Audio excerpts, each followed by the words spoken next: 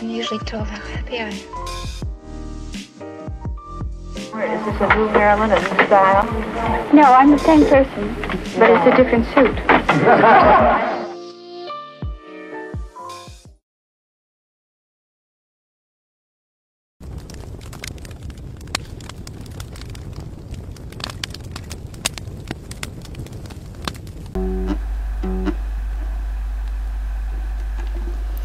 Well, howdy.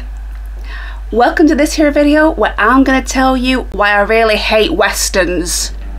Okay, it's not fair to say I hate any and all westerns, but let me give you a little context.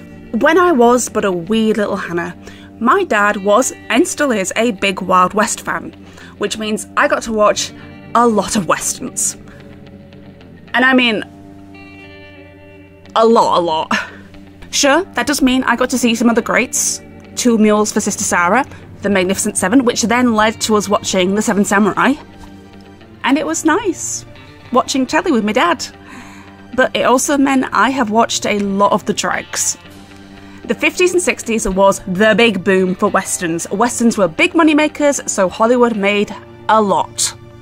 And when a market is so saturated, it means a lot of duds get made before it was over. That is why I'm always side-eyeing the superhero bubble. I'm just anxious it's going to burst sooner rather than later, and then we'll never get our Apollo and Midnighter superhero romantic comedy. And someone who got lassoed into all of this was Marilyn Monroe. So today we're looking at her only starring role in a western, The River of No Return. I know she had small roles in other western films earlier on in her career, but them's not the rules. No minor roles, starring roles only. Although her line in Scudder Hoo, Scudder Hey was enchanting. Hi, Red. Oh, hi, Betty.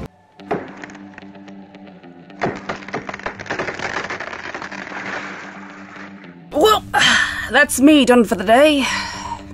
Just kidding, there's more movie.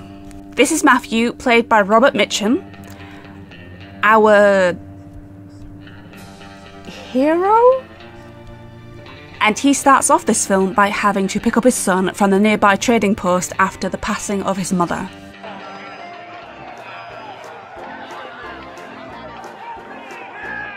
Well, it's either a shanty town in the Old West or it's a Saturday night at Whitby Bay.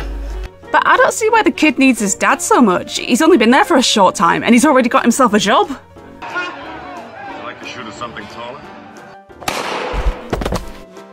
This is where we meet Monroe's character, dancehall girl, Kay. There's definitely a strange dissonance watching Monroe, a thoroughly 50s icon, in this way. Her breathy singing combined with a bawdy burlesque performance. I can't stop myself from thinking of this. Hello, handsome. Is that a 10-gallon hat, or are you just enjoying the show? Now, her character has a husband, but since he's not played by Robert Mitchum, you know he's going to be a scumbag. Meanwhile, Matthew is teaching his boy all the things he needs to know to become a man. How to farm, how to shoot, how to repress his feelings deep down inside. And of course, these storylines cross paths with Matthew rescuing them, and this is where we get to know Kay's character a bit more. It was so strange for me, first time watching this, to see Monroe in this sort of light. Right off the heels of Gentlemen Prefer Blondes and How to Marry a Millionaire, to a character who is much rougher, cynical, sarcastic, and rather coarse. It's a world away from her previous performances. And to thank Matthew for his hospitality, her husband threatens him and his son and steals his horse. Told you. Scumbag. Kay stays to guarantee Scumbag will come back, an arrangement Scumbag is perfectly okay with because he is a scumbag. But drama is afoot as Matthew, Mark and Kay have to set out on the river, with Matthew intending to kill Scumbag, and I am going to keep calling him Scumbag, so just get used to it. And Kay revealing to us and Mark that Matthew once shot a man. Except he shot him in the back, which is wrong. But they were a bad guy, so Matthew is justified. Right? Right? During these misadventures, Kay becomes briefly ill, and Mark and Matthew take a moment to look after her. So, I'm going to take a moment to say something about this kid. he's not the worst child actor in the world. He's stilted and stagey, like most kids were in this era. We're living in an age where child actors are actually pretty good. Actually pretty damn good. This was not always the case. A really good child actor was a rarity. Usually kids in films are something to be expected for some stories, so audiences understand that, even if the child's not the greatest of actors. It's not the kids' fault. Oftentimes they're being asked to emote things they've never even experienced. Some things no person is going to experience, and it's not fair to put all the pressure onto their tiny shoulders. So that's why I'm not going to go too hard on this kid for this review. Plus, in this scene, he's doing a wonderful job just with his facial expressions and reactions to Mitchum. He's telling you that Kay's illness is bothering him on a deeper level. After all, he's only now living with his father because his mother passed away. And be careful. He wants to talk to you about his dead mum, you emotionally constipated rube! This is meant to be a chance in the movie for us to see Matthew's kinder side. The softness that is underneath the grizzled barrier created by the harsh terrain and life experiences. No, no, gross. Nope. No, no, no. Nope. No, no.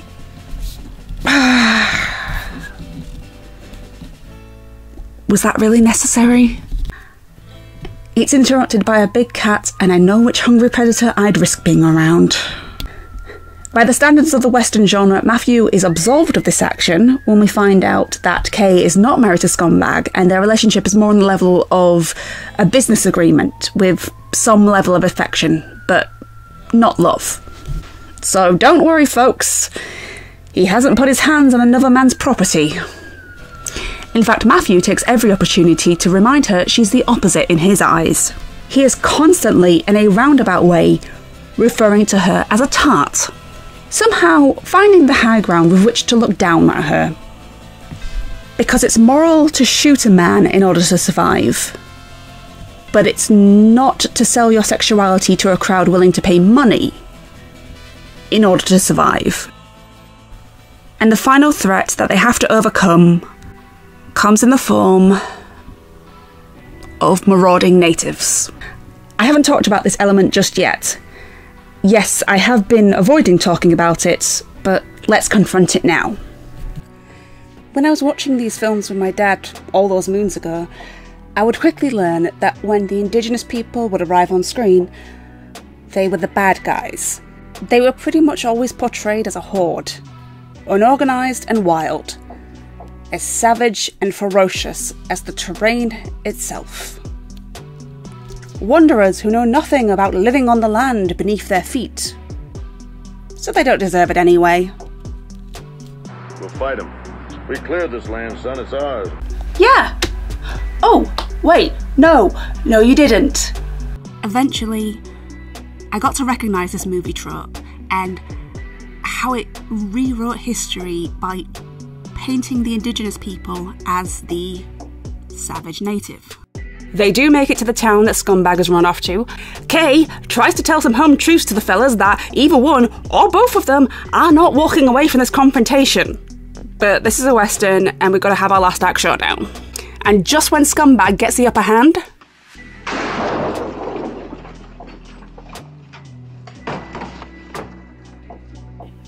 I want to make a joke here to break the tension, but a child now has a body count.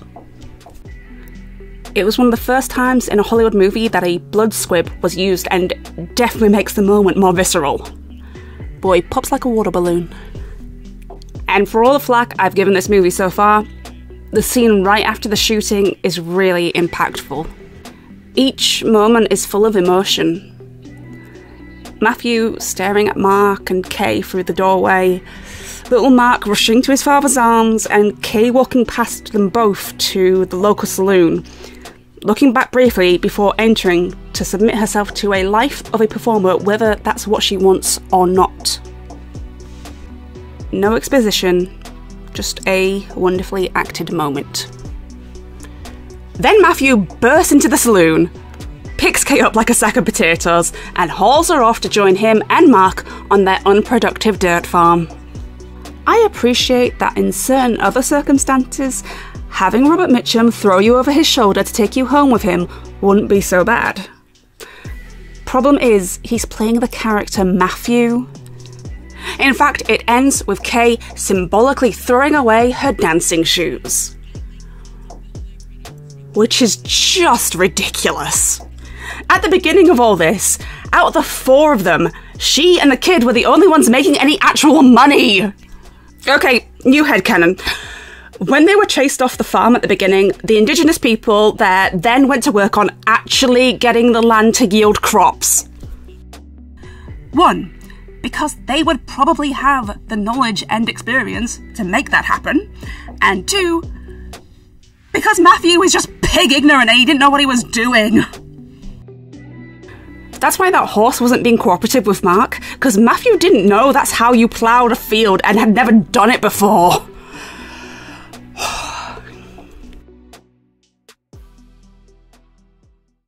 So, did this help me to convert to Westerns? Nope. Oh, Jesus. River of No Return has a little bit more meat on its bones than your average cowboy movie, but it still has too many of those tropes that tend to turn me off Westerns. Those that either gross me out or bore me to bloody tears. It feels like it's trying to say something about violent times and violent people, and it's kind of there. But it's also clearly a studio-mandated movie with big names that were under contract. Marilyn Monroe, known for her musicals and comedies. Robert Mitchum, known for his steely noirs. And it'll be directed by Otto Preminger, because why not? Now make a Western, because you're all under contract! Ah! As Darryl Zanuck was known to say. This leads to a half-baked concept with a cast and crew that I'm sure were doing their best, but it was ultimately a paycheck. Wow, I've been really negative in this one. Westerns just aren't my thing. And apparently, they weren't Marilyn's thing either. This is the only straight Western movie she ever starred in, and I say straight Western because she would later be in Bus Stop and The Misfits. It was reported to be quite a difficult shoot as well, with Monroe having sprained her ankle and nearly being drowned. I imagine that might have had some bearing on it. This is a strange one in the Monroe oeuvre. It's not the meatiest role in the world, but once I got over the shock of seeing her in a period piece, she looked just as natural in the role of a woman of the Old West as any other actress. And could have been a chance to move on to more serious roles, but with it being sandwiched between a lot of her musical and comedy work, 2 of which are considered her most iconic appearances on film, this one seems to have gotten lost in the weeds. Next time on Marilyn Monroe-A-Thon, we'll be looking at possibly the most iconic Monroe movie ever made. The 7-Year Itch. This one's a biggie. With Marilyn taking on the complex role of the girl. Not a joke, there's a lot to talk about in this one. Some good, some bad.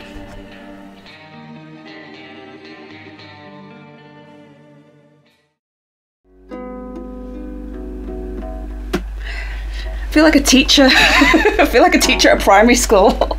It's like, come on, everyone to assembly now. Come on, you're not on your holidays anymore. Come on, hurry up, come on.